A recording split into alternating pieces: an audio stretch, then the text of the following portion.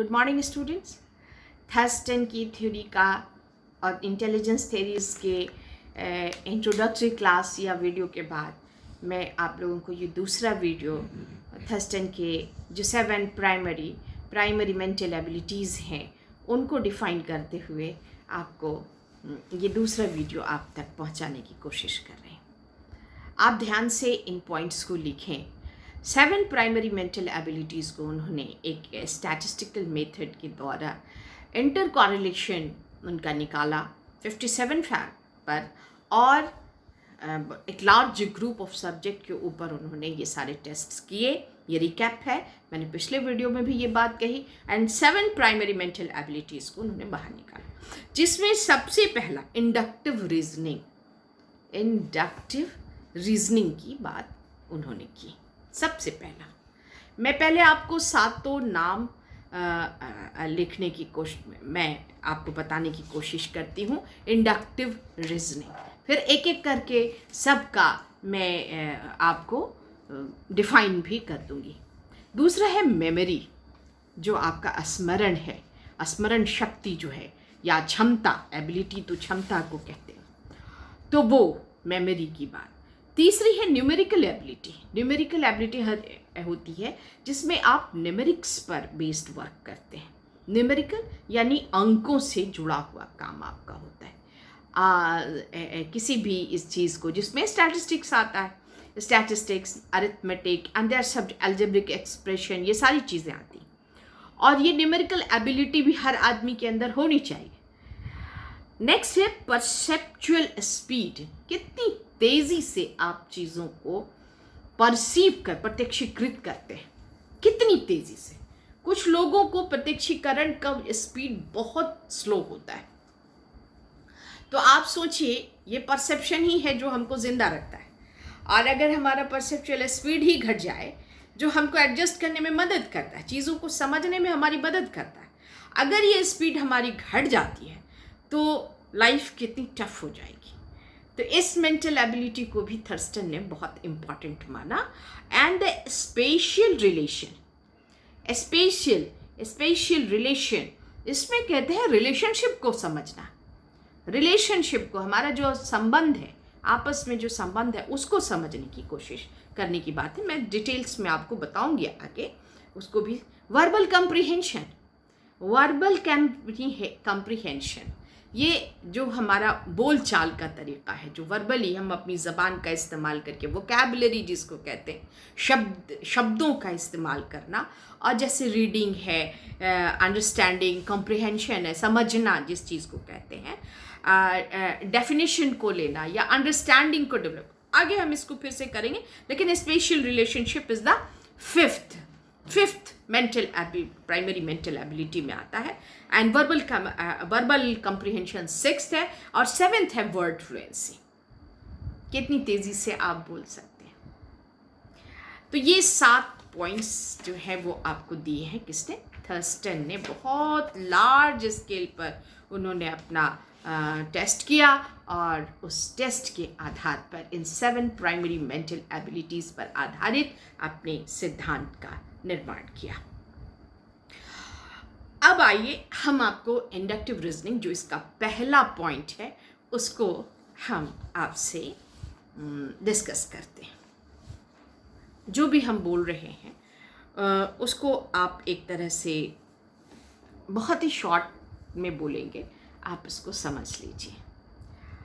ये जो क्षमता है, ये किसी फाइंड रूल्स, जो हमारे नियम हैं, और द लॉजिकल रीजनिंग, रूल्स को समझना। जैसे हर चीज़ का एक सिस्टम बना होता है, आपको कोई खेल भी खेलना है तो उसके लिए कुछ आपको नियम बना के दिए जाते हैं। तो उन नियमों की अंडरस्टैंडिंग जो है, वही इंडक्टिव रीजनिंग के अंदर आता है।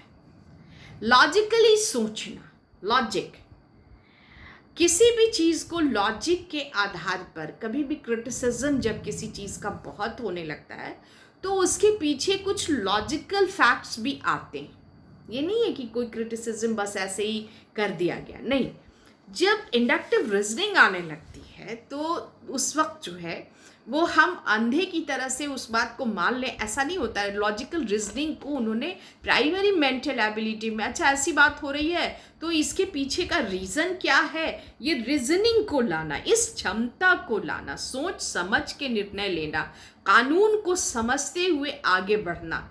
आदमी कुछ भी कर ले ये संभव नहीं है। बहुत बार ऐसा होता है कि हमको एग्जाम्पल के तौर पर कि बहुत गुस्सा आता है, लेकिन उसको हम लोग को रोकना पड़ता है, क्योंकि वो जो गुस्सा है, you are working under the rules and regulation, but you can't cross the. जब रीजनिंग एबिलिटी आ जाएगी आपके अंदर, जब लॉजिकल थिंकिंग आप करने लगेंगे, तो you can't cross your limits. आप उसको बर्दाश्त करेंगे, आप उसके आगे नहीं जाएंगे। No, this is not my territory, so I will not interfere.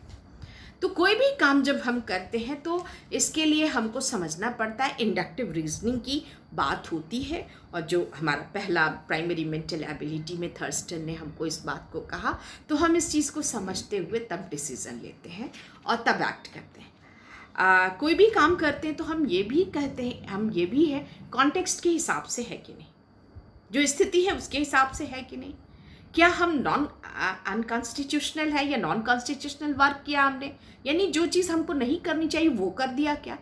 तो अगर ऐसा नहीं किया है तो you can stand, otherwise you will go back, तो आपको बाहर जाना पड़ेगा। तो inductive reasoning is very important factor for the intelligent people. आपको सोचना पड़ेगा कि ये आपके हद में है या नहीं है। हद में नहीं है इसका मतलब है कि there is a factor that is logical thinking, यानी तार्किक ढंग से आप सोच रहे हैं, ये आपकी प्राइमरी मेंटल एबिलिटी है अकॉर्डिंग टू थर्स्टन।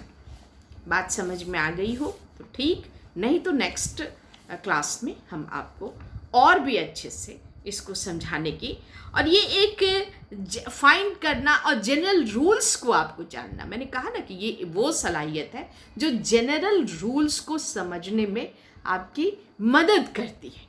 जो जनरल रूल्स हमारे सोसाइटी ने बनाए, जो जनरल रूल्स आपके एजुकेशन में बनाए, अगर आपसे पूछा जा रहा है एग्जामिनेशन में कि थर्स्टन की थ्योरी लिखिए, तो आप कैटेल की थ्योरी नहीं लिख सकते। That is the rule. जो पूछा जा रहा है उसी का जवाब आपको आती है। बहुत सारी थ्योरीज आती हैं, लेकिन आपको लिखना है कौन सी थ्योरी, जो एग्जैक्टली क्वेश्चन पेपर में लिखा हुआ है। तो ये फाइंडिंग एंड प्रिंसिपल्स किस तरह से लिखना है, आपको उस फॉर्मेट में डालना है, उस फॉर्मेट में डालना है। थ्योरी लिखने का एक फॉर्मेट होता है, उस फॉर्मेट में आपको डालना। जैसे फर्स्ट पैराग्राफ में आपको लिखना है, इंडक्टिव रीजनिंग यही बात कहती है कि फर्स्ट पैराग्राफ में जिसने प्रोपाउंड किया थ्योरी को, जिसने प्रतिपादित किया, उसके नाम, उसके कहाँ हुआ, कैसे साइकोलॉजिस्ट थे, अमेरिकन थे, ब्रिटिशर्स थे या जर्मन थे, तो ये साइकोलॉजिस्ट को आपको डिटेल्स देना होगा। फिर उनका विरोध किसके साथ है और किस तरह की थ्योरी है ये, तो ये factor theory, it means the psychometric theory है थर्स्टन की। इन्होंने स्टैटिस्टिकल मेथड्स के आधार पर इस थ्योरी का डेवलपमेंट किया और बहुत सारे 57 टेस्ट्स पर टेस्ट्स किए उन्होंने, और बहुत लार्ज ग्रुप ऑफ सैंपल पर किया। तो ये स्टैटिस्टिक्स बेस्ड थ्योरी है, इसलिए इसको साइकोमेट्रिक थ्योरी हम कहते हैं। तो ये भी आपको लिखना पड़ेगा। फिर आपको उसमें उन्होंने इन टेस्ट्स के द्वारा क्या चीज़ें, जो रिजल्ट उनके आए, तो उन्होंने प्राइमरी मेंटल एबिलिटीज़ की बात की अपनी खोज के द्वारा, जिसमें आपको मैंने एक पॉइंट समझाया है, and that is inductive reasoning. Memory, दूसरा मेमोराइजेशन।